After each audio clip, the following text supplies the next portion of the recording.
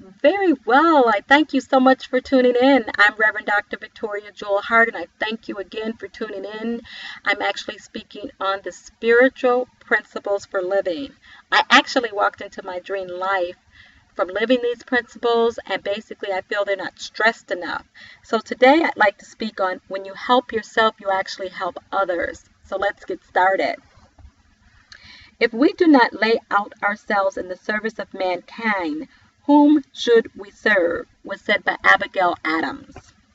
Horace Mann actually says, quote, be ashamed to die until you have won some victory for humanity, unquote. Now that one I'm talking about. So let's get started.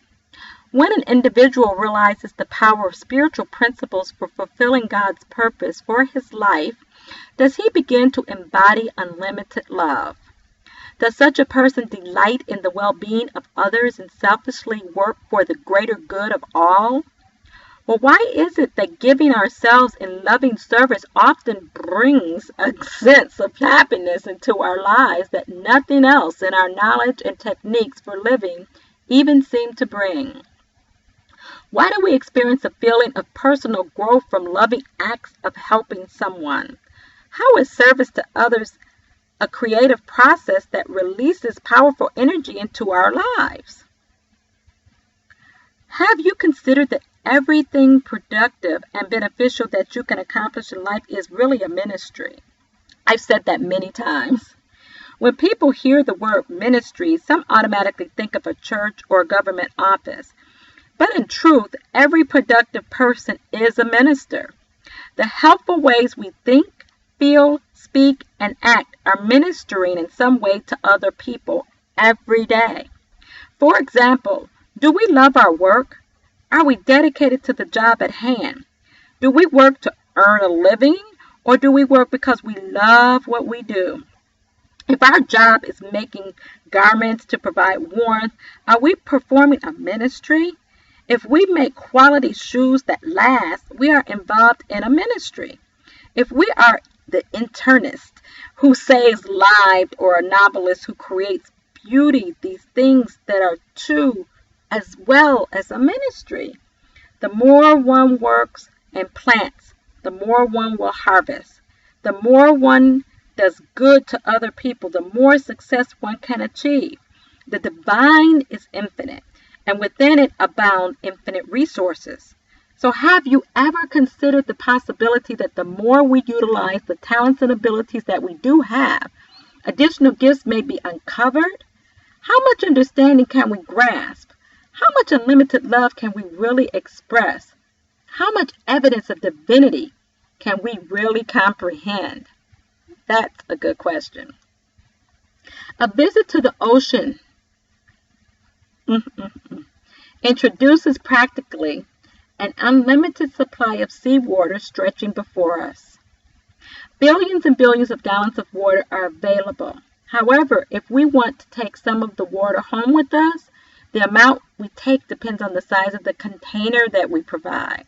If we brought a gallon container, we could take a gallon of water from the great ocean.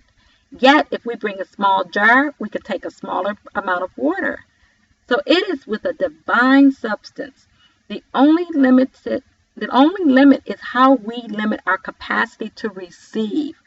Helping ourselves by helping others is like installing a pipeline from the ocean into our own homes.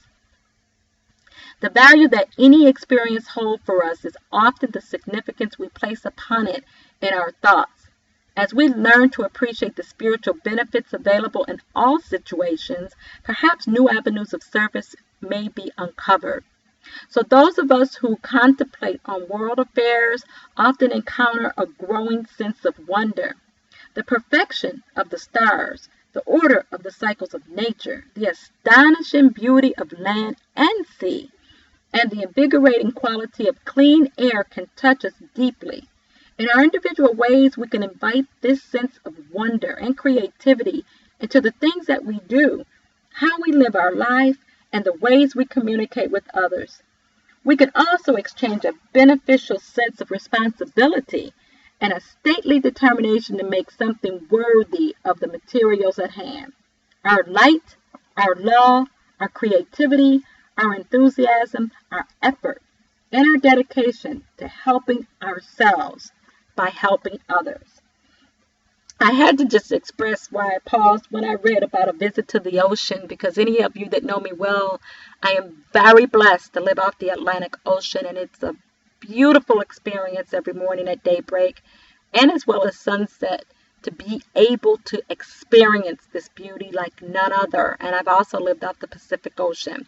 So I invite you to get near water or anything in nature. All of that has totally changed my life. Being around beautiful things every day stirs that divine within. And yes, as I work toward my God purpose, it has provided my heart to forgive and to be able to share daily unlimited love.